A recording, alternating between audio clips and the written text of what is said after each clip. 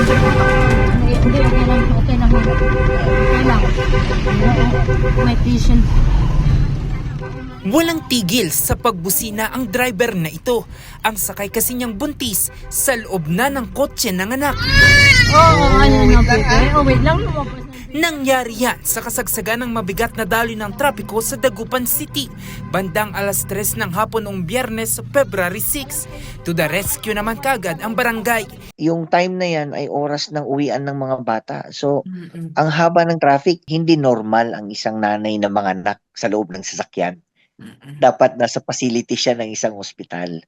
Kasi may mga needs dyan, may mga kailangan dyan to avoid yung mga infections. Alam mo naman, siyempre, bata yan eh. Mahina yung kanyang immune system pa. 3 araw matapos manganak, all smile na si Ma'am Shirubi.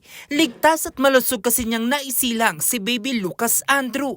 Kwento niya, February 7 pa raw ang kanyang due date, pero Biyernes ng umaga, pumutok na ang kanyang panubigan. Sobrang nagpapasalamat ako sir kay Kagawad Leo kasi kung wala siya, hindi ko na alam kung paano ako nanganak.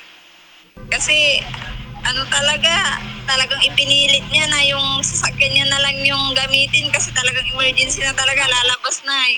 Kaya buti nga nandyan siya, kung wala siya, hindi ko na alam. Hindi ako nagdalawang isip kasi ang sabi ko kay Ate Ruby, hayaan mo yung gamit kasi yung gamit pwedeng palitan. Pero yung buhay ng anak mo, iisa lang yan at buhay mo. Sa ngayon, nagpaabot na ng tulong ang barangay kay Nanay Ruby at plano na nga ng ilan na maging ninong ni Baby Lucas sa kanyang binyag. Nakatakda namang lumabas sa ospital ang mag-ina ngayong araw, February 9. Okay lang. Okay lang. May patient. Jose Robert Inventor, RNG News.